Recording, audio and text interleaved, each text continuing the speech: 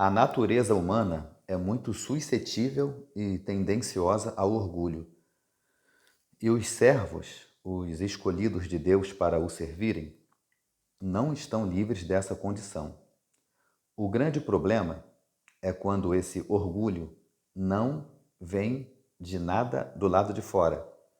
É quando ele é fruto do envaidecimento pela obra que fazemos para Deus. Pois, nesse caso, ficamos tão envolvidos pela obra de Deus que nos esquecemos do Deus da obra. E aí continuamos a trabalhar movidos pela experiência adquirida e não mais pelo mover de Deus. Passamos a ser profissionais da fé sem a dependência e a obediência a Deus. Então, o intuito dessa mensagem é despertar os que já se encontram nessa situação e servir também de alerta, de prevenção, para aqueles que já identificaram em si estes sinais e não prosseguirem mais por esse caminho. Isso é um clássico retrato de um naufrágio ministerial, que a propósito é o tema, é o nome que eu estou dando a essa mensagem. Naufrágio ministerial. E eu estarei ilustrando com 6 personagens bíblicos.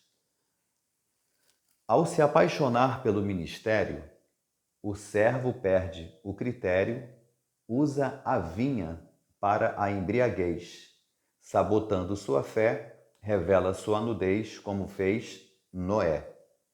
Desobedece, sai da linha, esquece Deus e adora a vinha, sem limites, sem temor, enrolou-se, deu-se um nó, enganador e trapaceiro, parecendo com Jacó. Solitário e esquecido, agora vive seu revés, pois se esqueceu da voz que disse: tira a sandália dos teus pés. Quem a muitos conduziu, em vez de falar à rocha, sua ira aferiu. Machucado e arrependido, continua entre os fiéis. Apesar de redimido, foi impedido, igual Moisés. Corrompe sua unção, troca Deus pela função, a humildade pela ostentação, e, ao naufragar em sua missão, perde sua força como Sansão. Ao seu orgulho quis ouvir, altivo foi-se a prosseguir. Seguro que não vai cair, e pensando tudo resistir, pecando em sua fortaleza, acabou como Davi. No mar eu fui achado, de pescador fui o pescado. Da altivez fui despojado junto com a minha ilusão. Neguei e fui desmascarado com a minha traição. De forte me resumi ao medo, traindo a Cristo como Pedro. A Bíblia diz que Deus não habita em templos feitos por mãos humanas e que nós somos a habitação de Deus. Nós somos o templo de Deus. Só que a Bíblia também diz que nós temos esse tesouro em vasos de barro, para que a excelência do poder seja de Deus e não de nós. A Ele a honra, a glória, o louvor e todo o poder. Ser escolhido por Deus não tem a ver com meritocracia. Para começar, foi Cristo quem nos escolheu. E ele disse isso: eu vos escolhi a vós, não fostes vós que me escolhestes. Portanto, esquecer dessa escolha divina é o atalho mais rápido para a ruptura do ministério. Seus dons e talentos podem te trazer sucesso e visibilidade. Contudo, isso não pode rivalizar com Deus, pois ele não divide a glória dele com ninguém. Pois o naufrágio da fé ocorre quando, seduzidos pela ascensão do ministério, viramos refém da aprovação dos outros, trocando o reino dos céus por um império terreno, edificado na areia da fama. O preço da manutenção desta performance fatalmente acaba com o seu tempo de oração e leitura da palavra. E, embora você tenha se transformado em um sal que não salga, luz que não ilumina, bom perfume que não exala, e em uma carta anônima, você continua dando resultados, porque os dons são irrevogáveis, e suprindo expectativas daqueles que vivem na esfera das emoções.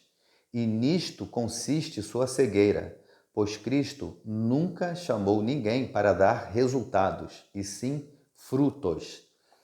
Entre estes, seu nome é bem conceituado, você é até renomado, você faz sucesso, mas para Deus você está enquadrado em Apocalipse 3, versículo 1, que diz que tu que tens nome de que estás vivo, mas estás morto.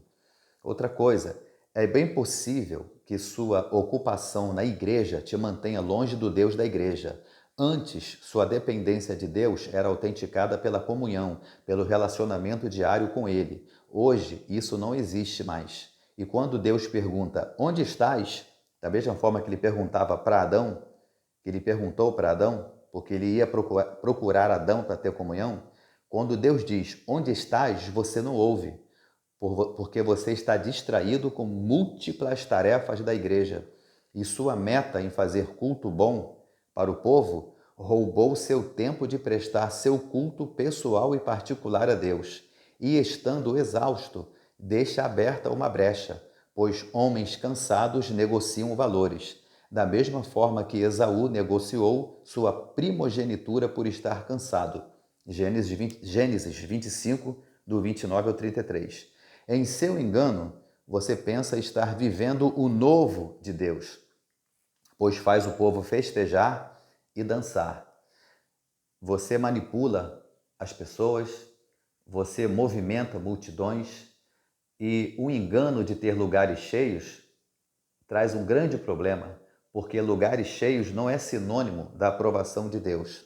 E o que acontece? Da mesma forma que em 2 Samuel, capítulo 6, versículo 5, Davi estava festejando, o povo também estava dançando, era uma porção generosa de alegria entre todos eles. Tinha só um detalhe que estava acontecendo.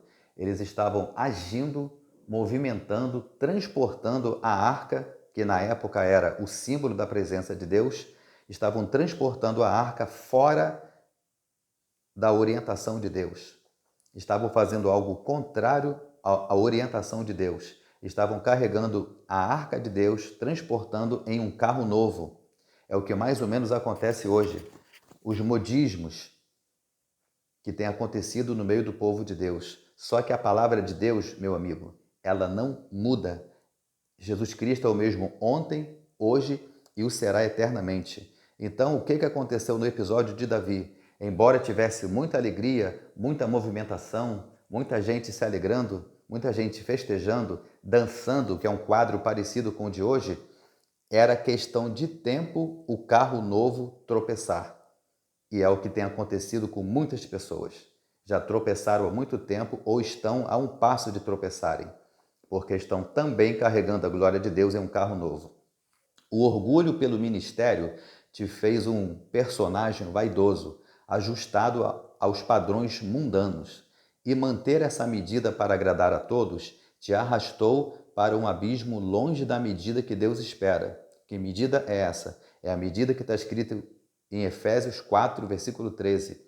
Até que todos cheguemos à medida da estatura completa de Cristo. Cristo é a nossa referência. Qualquer outra medida, qualquer outro padrão que o sucesso ministerial tenha te proporcionado é apenas um engano. Você está oferecendo fogo estranho, pois o alvo é se parecer com Cristo. A nossa meta é Cristo, pois só Ele é o autor e o consumador da nossa fé.